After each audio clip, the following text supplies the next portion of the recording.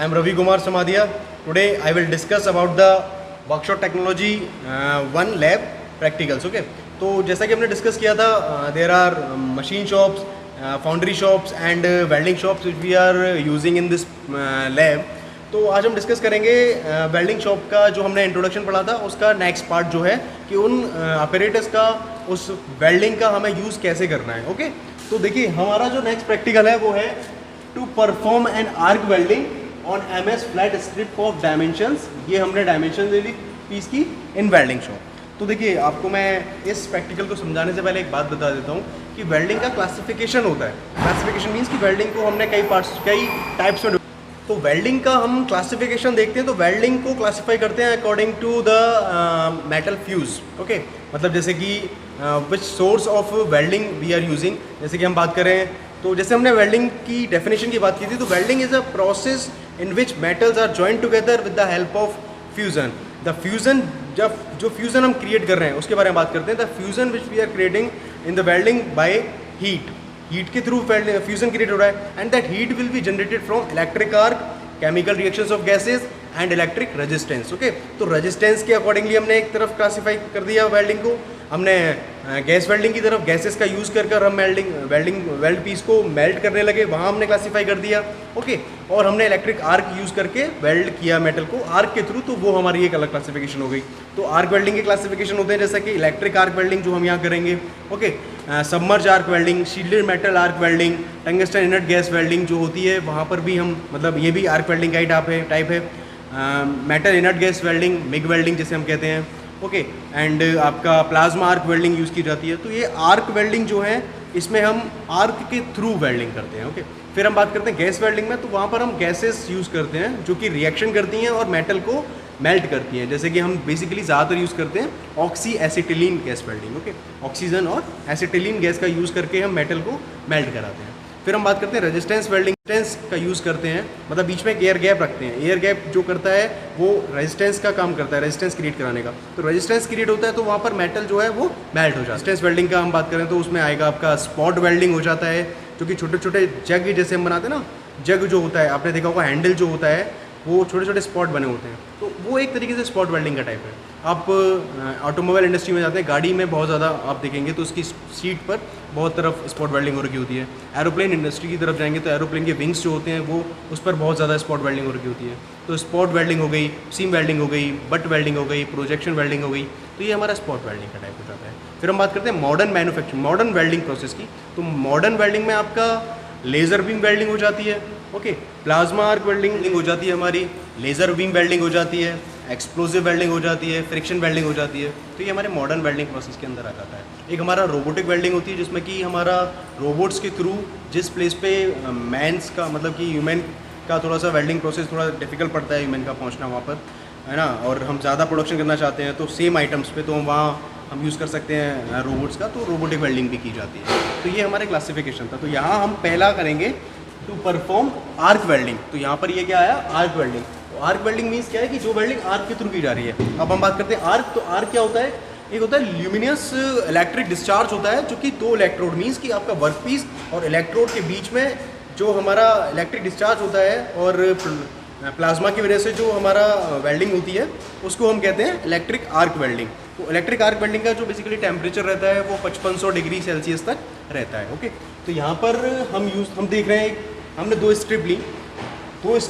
तो हमारा 50 लेंथ और ब्रेथ लिया और 5 mm की हमने थिकनेस ली. तो दोनों पीस को हमने सामने लगाया और उन एजेस को हमने सबसे पहले प्रिपेयर किया by the help of sand paper और वायर ब्रश. हमने, क्योंकि अगर हम कोरोजन और रस्ट नहीं हटाएंगे तो वहाँ पर क्या होगा, डिफेक्ट्स क्रिएट हो जाएंगे जैसे कि पोरोसिटी, ब्लो होल्स. तो हमने पहले उसको सरफेस को प्रिपेयर किया, देन हमने यहाँ पर वेल्डिंग करना स्टार्ट किया. ओके. तो हम जो ऑपरेटर्स यूज़ कर रहे हैं वो हैक्सो यूज़ कर रहे हैं स्ट्रिप को कट करने के लिए, फेस शील्ड यूज़ कर रहे हैं, एप्रन यूज़ कर रहे हैं for the protection of body और आईज. ओके. देन हम चिपिंग हैमर यूज़ कर रहे हैं. तो चिपिंग हैमर का यूज़ जो होता है वो इसके ऊपर एक शील्डिंग प्रोवाइड हो जाती है, जैसे हम स्लैग बोलते हैं. तो स्लैग को रिमूव करने के लिए हम चिपिंग हैमर का यूज़ करते हैं. ओके. फिर हम वेल्डिंग मशीन यूज़ करते हैं जो कि AC और DC टाइप हो सकती है. टोंग यूज़ करते हैं जो कि हीटेड पीसेस को पकड़ने के लिए यूज़ की जाती है. ओके. तो आपको समझना है यहाँ पर आर्क वेल्डिंग क्या होती है. तो आर्क वेल्डिंग में हम एक वेल्डिंग मशीन यूज़ करते हैं वेल्डिंग मशीन से हमारे दो पोलैरिटी निकलती है जो हम अभी मशीन पर चल के बता देते हैं आपको। ओके, तो आप देखिए कंपोनेंट हमारा कटर होता है, ठीक है, ग्राइंडर कहते हैं जैसे हम, ये हमारा क्या करता है, पीसेस को कट करता है। ये हमारा फेस शील्ड होता है, ये हमारा हैमर है, ये हमारा इलेक्ट्रोड होता है। इलेक्ट्रोड में क्या होता है कि ये जो देख रहे हैं आप, ये कोटिंग हो रखी है इसके ऊपर।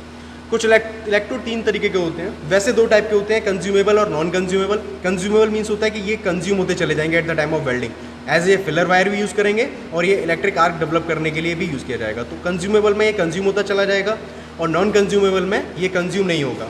जैसे कि हम टिग वेल्डिंग में जो यूज़ करते हैं वो नॉन कंज्यूमेबल होता है, वो टंगस्टन मटेरियल का बना हुआ होता है, ठीक है। इसमें हम बेस जो लिया हुआ है वो माइल्ड स्टील का ही है और इसके ऊपर हमने फ्लक्स की कोटिंग की हुई है।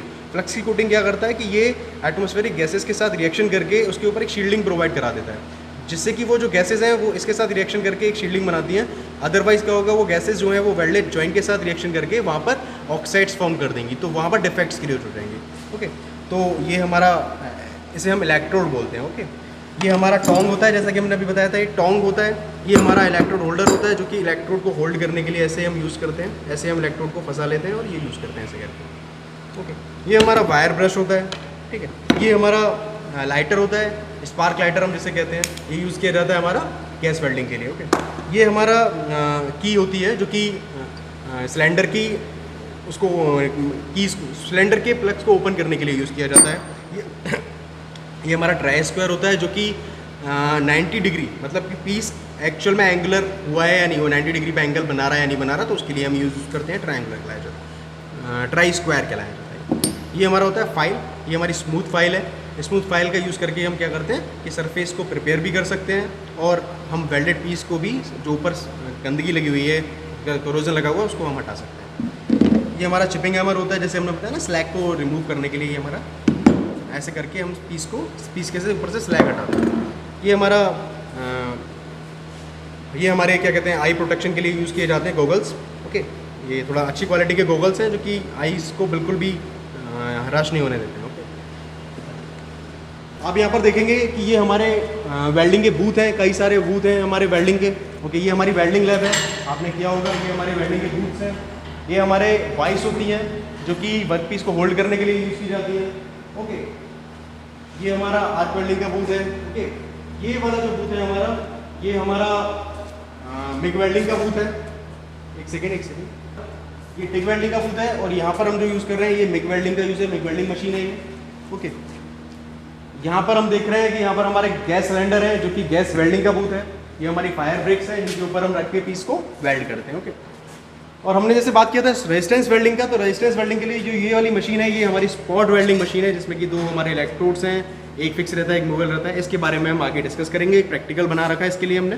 तो ये हमारा रेजिस्टेंस वेल्डिंग है। By the help of welding हम बनाते हैं, काफ़ी सारा वेल्डिंग वर्क इस पर किया गया है हमारा स्ट्रक्चर बनाने के लिए।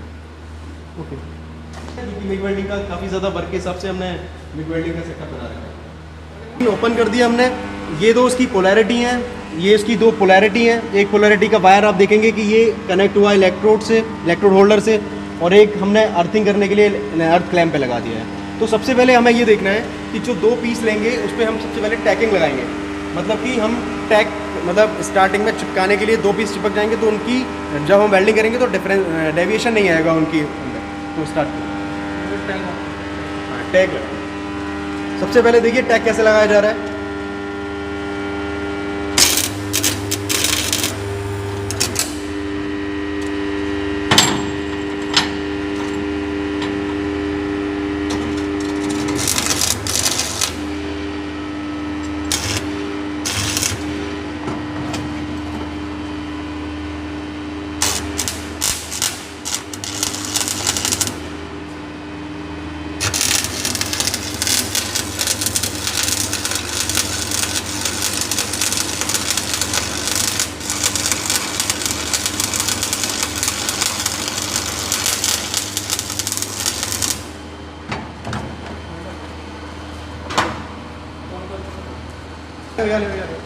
देखेंगे कि हमने वेल्डिंग किया था, वेल्डिंग करने के बाद जो इसके ऊपर देख रहे हैं आप, ये जो रिमूव हो रहा है, ये हमारा स्लैग रिमूव हो रहा है। स्लैग मीन्स क्या है कि ये एक तरीके से शील्डिंग प्रोवाइड कराई थी, जो कि वेल्डिंग पीस को प्रोटेक्ट कर रहा है।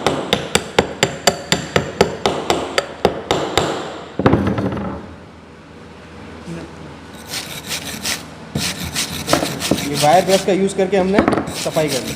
आप यहाँ देखेंगे कि पहली बार में प्रॉपर वेल्डिंग नहीं आएगी, आपको ऐसे डिफेक्ट्स क्रिएट होंगे कई सारे। यहाँ पर हमने जो बनाए हैं ये काफ़ी सारे डिफेक्ट्स भी क्रिएट हुए हैं, जैसे कि ये छोटे छोटे होल्स देख रहे हैं, ये ब्लो होल्स हैं। ये जो आप छोटे छोटे स्पार्क्स देख रहे हैं ना, ये स्पैटर कहलाया जाता है। ये आप देख रहे हैं, ये अंडरकट कहलाया जाता है साइड से।